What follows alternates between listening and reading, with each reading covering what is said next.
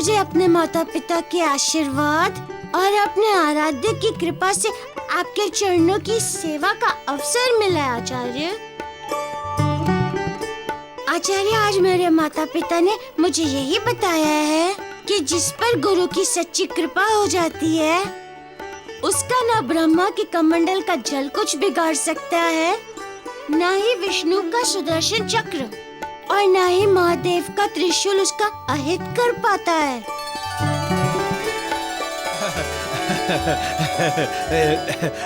आचार्य जी, मैं जामवंत आपको सादर प्रणाम करता हूँ। मेरी आपसे विनम्र विनती है कि मारुति को अपने शिष्य के रूप में स्वीकार कीजिए। वत्स, तुम्हें अपने शिष्य के रूप में स्वीकार करने में मुझे प्रसन्नता ही हो, किंतु प्रवेश के लिए इस आश्रम के एक नियम है। वो ये कि प्रवेश के लिए हर छात्र को प्रवेश परीक्षा देनी होती है। तुम अभी लंबी यात्रा करके थके हारे लौटे हो, इसलिए कुछ समय पश्चात थोड़ा विश्राम आदि करके स्वस्थ हो जाओगे तो तुम्हारी प्रवेश परीक्षा ले लूंगा। किंतु मैं प्रवेश परीक्षा के लिए इसी समय प्रस्तुत हूँ आचार्य।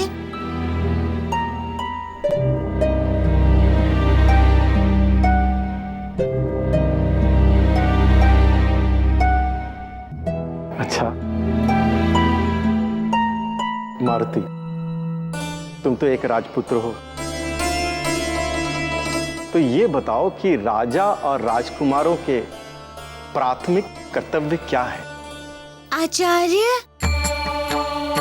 प्रत्येक राजा और राजकुमारों का प्राथमिक कर्तव्य होता है अपनी प्रजा की सुख सुविधा और उनकी सुरक्षा का ध्यान।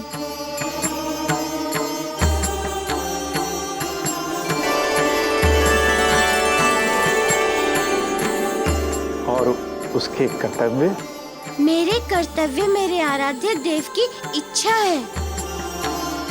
मेरा कर्तव्य मेरे आराध्य देव की आज्ञा है। मैं अपने आराध्य देव की इच्छा से और उनका आदेश मिलने तक उनके ही नाम का जाप करता रहता हूँ। यही मेरे कर्तव्य हैं आचार्य जी।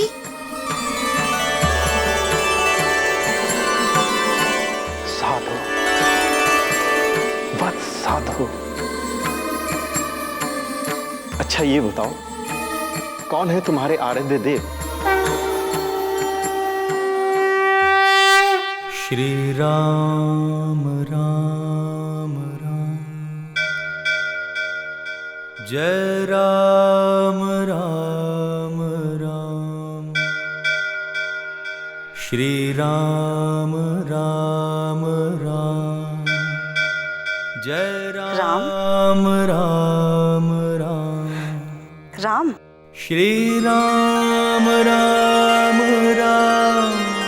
छोटी माँ, क्या सोच रहे हो पुत्र?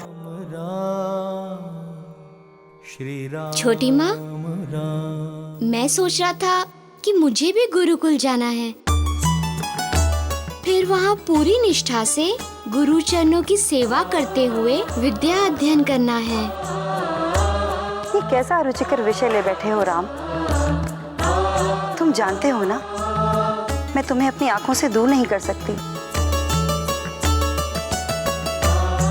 अच्छा, एक बात संभव है, मैं महाराज से कहकर इस राजप्रसाद के ही एक कक्ष में तुम्हारे लिए गुरुकुल बनवा दूंगी।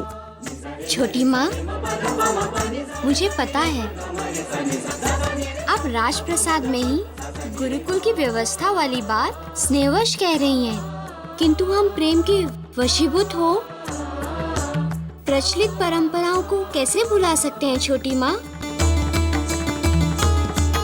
हमारी परंपराओं ने हमें ये सिखाया है कि गुरुकुल के शांत वातावरण में अपने गुरु के चरणों की सेवा से ही शिष्य को सार्थक ज्ञान प्राप्त होता है। उन्हें अपने भावी कर्तव्यों का भान होता है। फिर छोटी माँ, अपने छोटे भाइयों के साथ साथ नियति ने मुझे औरों के साथ भी निबंध किया है, जिसके लिए मुझे गुरुकुल तो जाना ही पड़ेगा ना छोटी माँ। श्री राम राम राम, जय राम राम राम, श्री राम राम राम। आप लोग अपना आसन ग्रहण करें।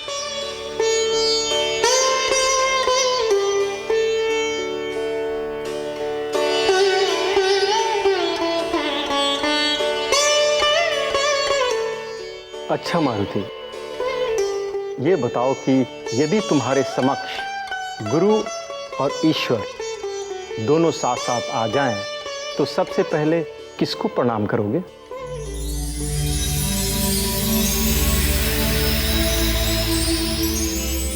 गुरु को आचार्य। गुरु ज्ञान का दीप न जलाते तो शिष्य को ईश्वर के दर्शन कैसे होते? इसीलिए आचार्य, मैं ऐसी परिस्थिति में पहले गुरु को प्रणाम कर फिर उनकी आज्ञा से ईश्वर की वंदना करूंगा। साधु, बस साधु। जामवंत जी, मारुति ने हमारे हर प्रश्न का ऐसा उत्तर दिया है कि आत्मा प्रसन्न हो गई। बड़ा ही संस्कारी, विनम्र और होनहार बालक है ये। ऐसा शिष्य जो किसी भी गुरु के लिए वरदान से कम नहीं हो सकता। मैं मारुति को सहर्ष अपना शिष्य स्वीकार करता हूं जामवंत जी।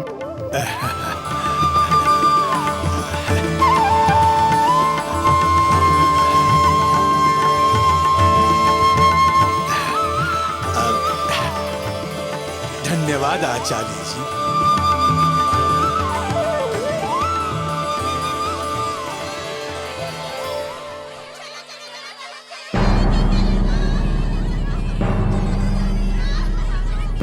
आचार्य कर्णप्रिय, पता कीजिए कि आश्रम के बाहर ये कैसा कोलाहल है।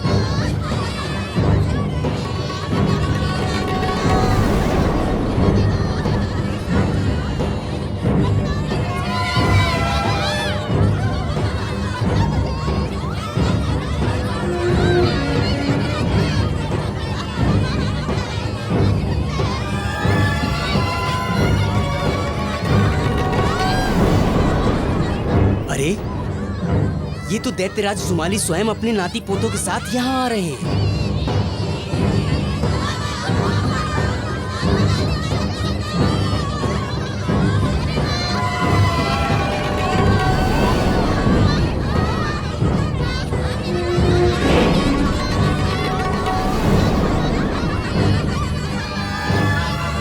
जैसा आप चाहते थे वैसा ही हो रहा है ना आचार्य कर्णप्रिय।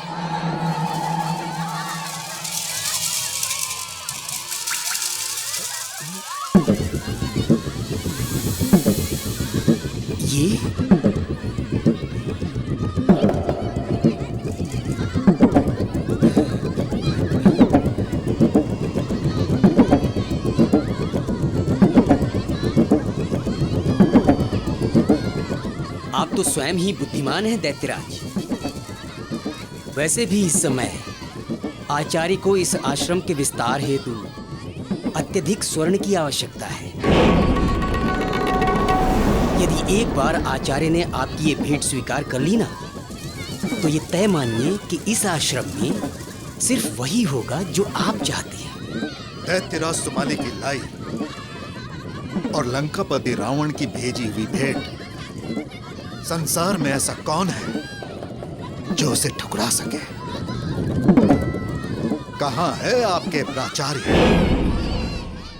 आचार्य, लंकेश्वर रावण ने आपके लिए जो अमूल्य भेंट भेजी है और हमारे इस आश्रम के लिए जो स्वर्ण भेजा है, उसे लेकर दैत्यराज सुमाली स्वयं अपने नाती और पोतों के साथ यहाँ पधार रहे हैं।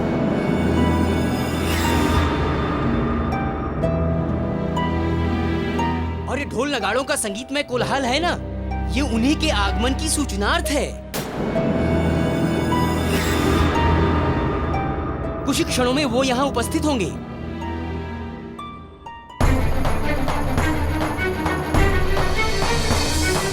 पवन तनय बल पवन समाना, बुद्धि विवेक विज्ञान निधाना। पवन तनय बल पवन समाना, बुद्धि विवेक विज्ञान। पधारें दैत्यराज।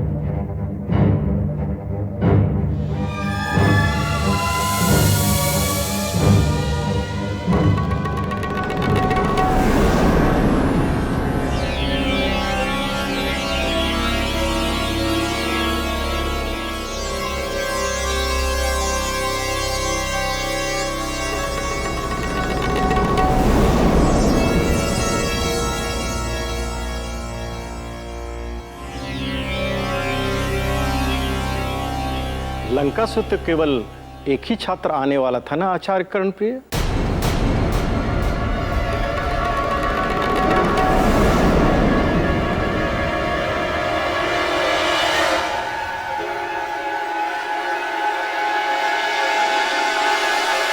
सत्य कहा आपने। लंका से केवल दैत्य कुमार अक्षय ही आने वाले थे, किंतु अक्षय कुमार मेरे प्रिय नाती रावण के प्रिय पुत्र हैं।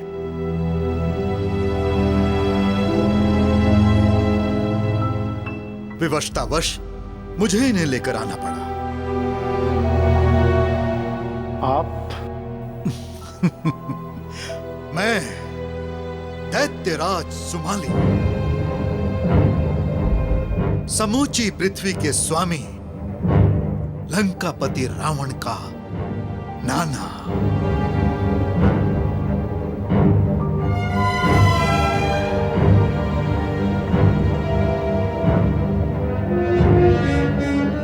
और इन सब का परिचय? इन सब का परिचय दिग दिगंत, चहुं ओर चहुं दिशाओं में फैला हुआ है।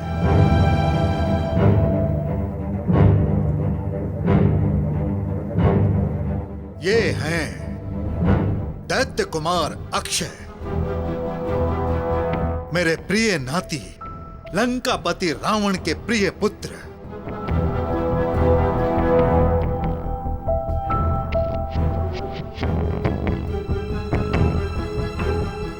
और ये मुल्क का सुर लंकापति रावण के छोटे भ्राता कुंभकर्ण और करकटी के पुत्र।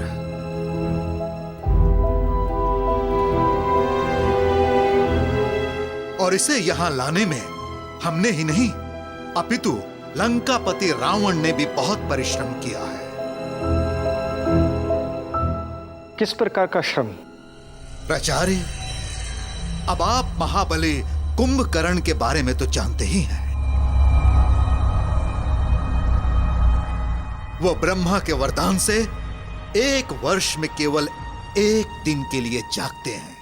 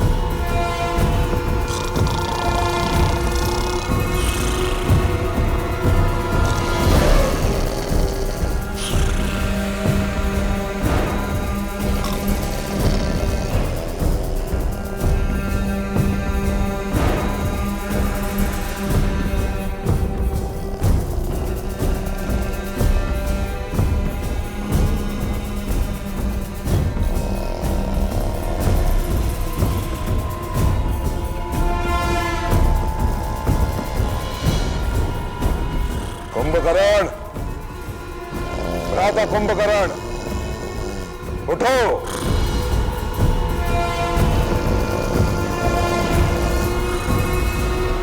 महाबली कुंभकर्ण उठो, हम रावण तुम्हें पुकार रहे हैं।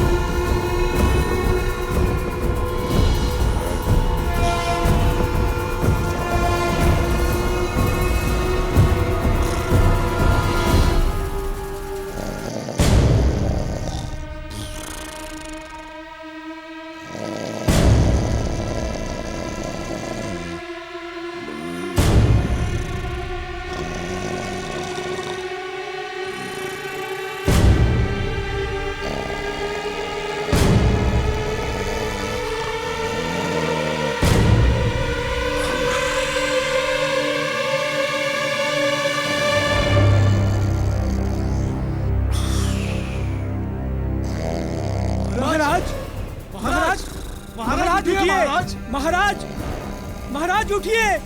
महाराज, महाराज, लंकेश्वर ने आपको बुलाया है महाराज।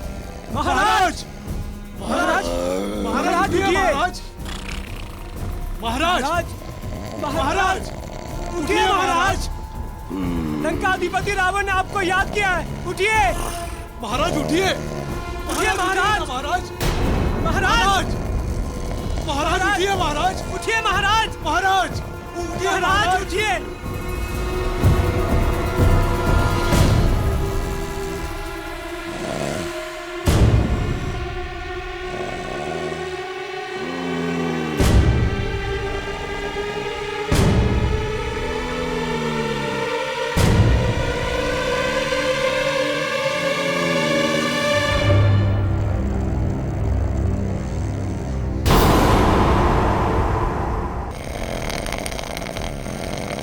महाराज, महाराज उठिए। महाराज, महाराज, महाराज उठिए। महाराज, महाराज लंकेश्वर ने आपको बुलाया है महाराज। महाराज, महाराज, उठिए। महाराज, महाराज उठिए। महाराज उठिए। महाराज, उठिए। महाराज, महाराज, महाराज उठिए। महाराज, महाराज, महाराज उठिए। महाराज उठिए। महाराज, उठिए। महाराज,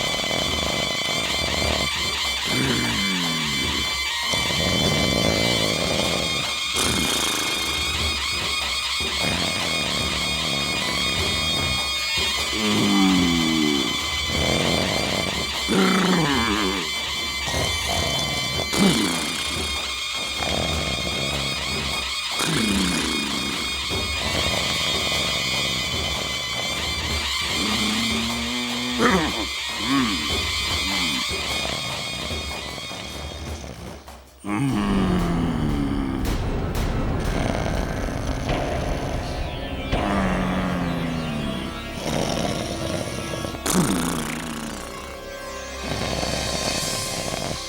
अधिक प्रयास करने में कोई अर्थ नहीं, ये नहीं उठेगा। क्या किया जा सकता है? नहीं भेजेंगे मुल्कासुर को अक्षय के साथ आश्रम, नहीं भेजेंगे।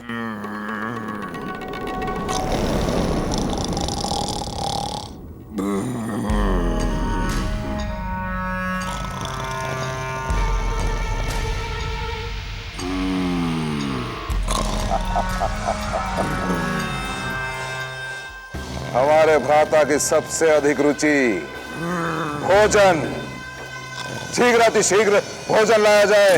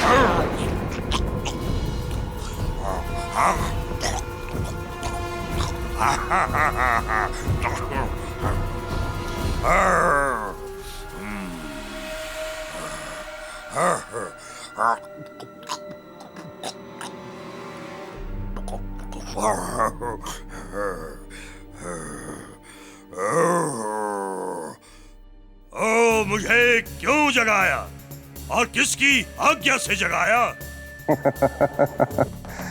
आनंद, घोर आनंद, घनघोर आनंद आ गया।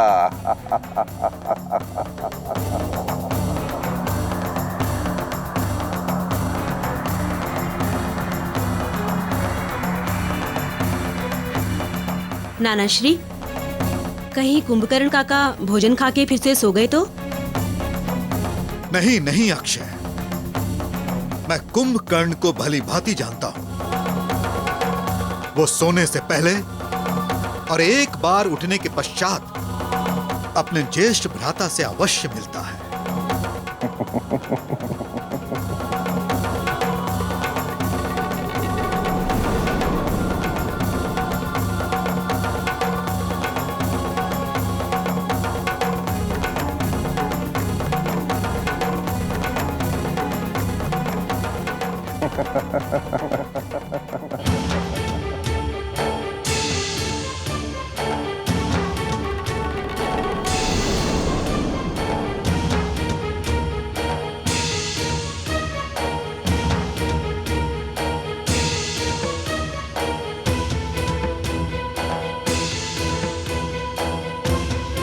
प्रणाम भ्राताश्री।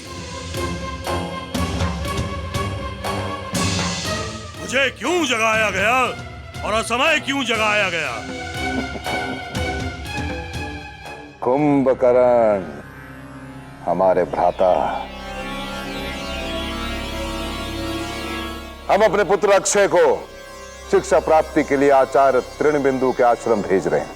सोचा कि उसके भाई को भी उसके साथ जाना चाहिए, इसीलिए मुल्कासुर को हम अक्षय के साथ भेजना चाहते हैं। इसी कारण हमने तुम्हें जगाया है। इतने छोटे से कारण के लिए आपने मेरी नींद क्यों खराब कर दी भ्राताश्री?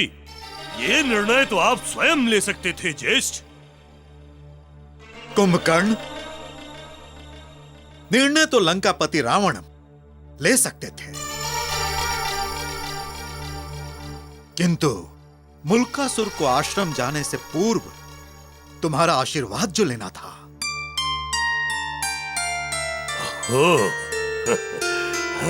और हम उसे इस सुविधा से वंचित कैसे होने दे सकते थे?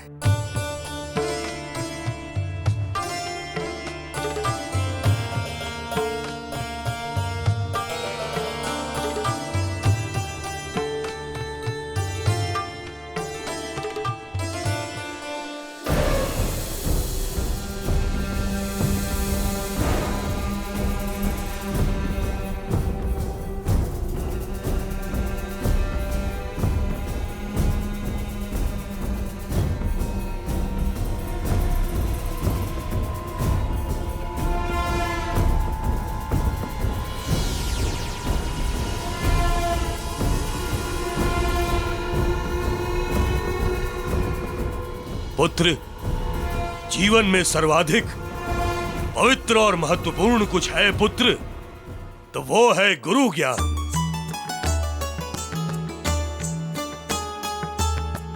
जाओ, जाकर शिक्षा ग्रहण करो पुत्र, शिक्षा ग्रहण करो। जाओ पुत्र, जाओ।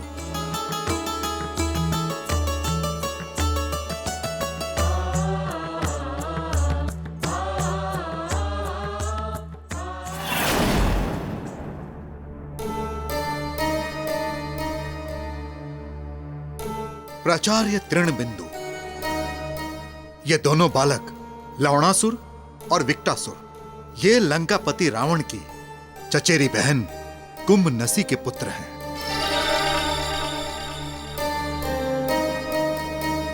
और वो नन्हा बालक प्रचेति रावण की मौसी का पुत्र है।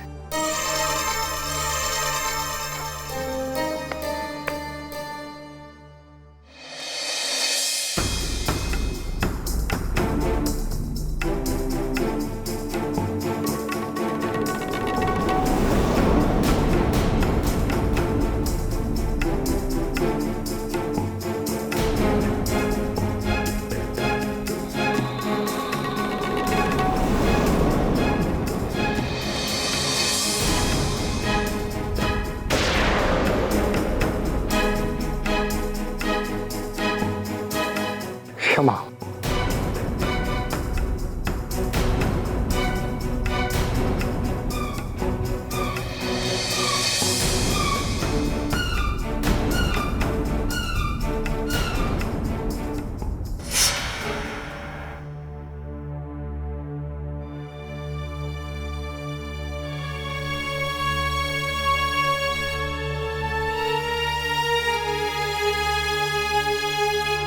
इन बहुमूल्य उपहारों के लिए दैत्यराज सुमाली हम आपका आभार व्यक्त करते हैं। लंकेश्वर रावण को भी हमारी तरफ से धन्यवाद कह दीजिएगा।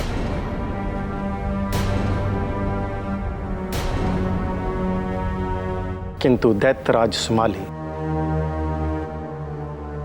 क्या हमारे लिए इन बहुमूल्य उपहार लाने का कारण स्पष्ट करेंगे?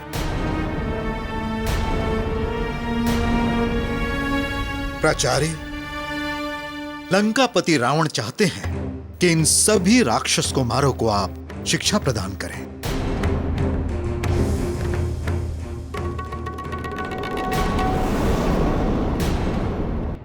दैत्यराज सुमाली, जब आपने आश्रम तक आने का कष्ट उठाया है तो हमारे स्वभाव के बारे में भी जानकारियां इकट्ठा की होंगी। अवश्य की है प्राचार्य। तो फिर दैत्यराज सुमाली ये जान चुके होंगे कि हम तृणबिंदु अपनी परंपराओं का कितना आदर करते हैं। सभी जानते हैं कि हम न्याय प्रिय हैं। अनुशासन हमारे आश्रम की पहचान है और हमारे मन में विद्या के अतिरिक्त और किसी बात में रुचि नहीं है। होगा आपका लंकेश्वर रावण समूची पृथ्वी का राजा, किंतु इस आश्रम के नियम साक्षात परमेश्वर भी बदलना चाहें तो भी नहीं बदलेंगे।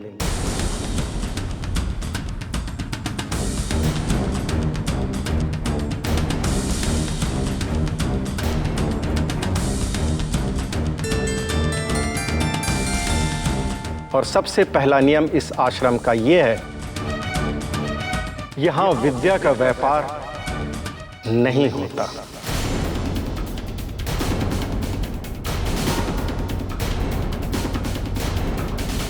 आप अच्छी तरह जान लीजिए दैत्यराज सुमाली, यहां बिकता नहीं है ज्ञान।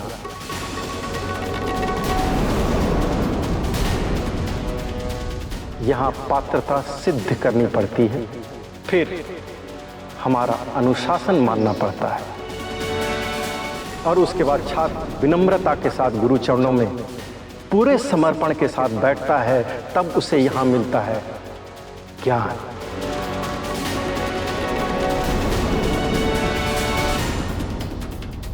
और ये सब जानते हुए भी हमारा मूल्य लगाने का साहस कैसे किया दैत्यराज सुमाली कि आप और आपका नाती लंकेश्वर हम आचार्यों का अपना सेवक समझते हैं, फिर हमारे सामने बहुमूल्य उपहारों का ढेर लगाकर हमें खरीदना चाहते हैं, स्वर्ण का ढेर लगाकर इस आश्रम व्यवस्था को प्रभावित करना चाहते हैं।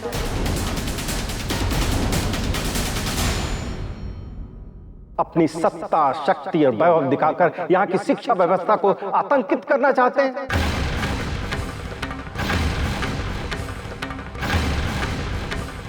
आप आचार्य हैं इस आश्रम के।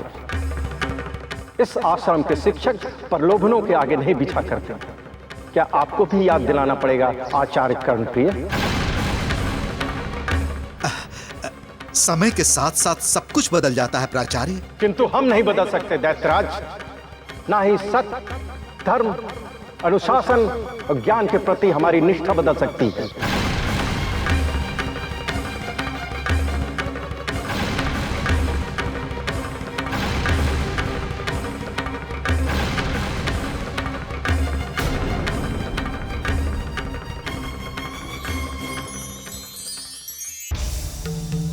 यदि आप इस बात को अन्यथा ना ले तो मैं आपसे एक बात कहना चाहता हूं प्राचार्य। सत्य, धर्म, अनुशासन, परंपरा सब अच्छा लगता है, सब अच्छा लगता है, किंतु यदि इससे बोलने वाले का अभिमान टपकने लगे तो? अभिमान और स्वाभिमान में अंतर होता है दैत्यराज सुमाली। सत्ता और धन के मद में चूर राजाओं को सच्चे त्याग के भावना के साथ आश्रम में शिक्षा देने वाले आचार्यों का स्वाभिमान भी अभिमान प्रतीत होता है। और तब ये भी भूल जाते हैं कि संसार के नियमों की रचना करने वाले होते हैं परमपिता परमेश्वर, और परमपिता परमेश्वर के इन नियमों का रक्षा करने का माध्यम होते हैं हम।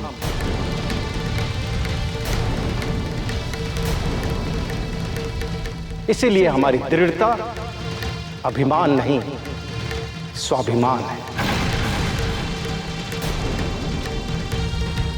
माना, अभी जो कुछ भी कहा आपने वो स्वाभिमान है, किंतु हमने सुना है प्राचार्य कि आप अपने गुरुकुल का विस्तार करवाना चाहते हैं। वो हो जाएगा स्वाभिमान से? इसके लिए प्राचार्य आपको स्वर्ण की आवश्यकता होगी। आश्रम का विस्तार हमारी अंदरूनी समस्या है और उसका सामना हम बिककर नहीं करेंगे, उसका सामना हम अपनी सामर्थ्य शक्ति से करेंगे।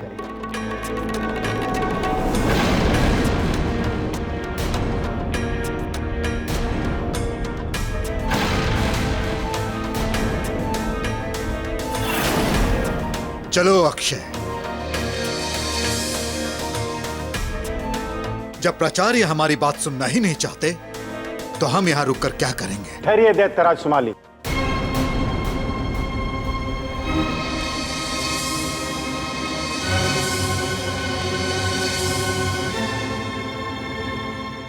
इस आश्रम के एक नियम और बता दूं आपको। इस आश्रम में प्रवेश के लिए जब तक विद्यार्थी की मेधा की परीक्षा नहीं ले ली जाती, उसे इस आश्रम में प्रवेश नहीं दिया जा सकता। जैसे अभी अभी मारुति ने प्रवेश परीक्षा में सफलता पाई है, क्या तुम परीक्षा के लिए प्रस्तुत हो?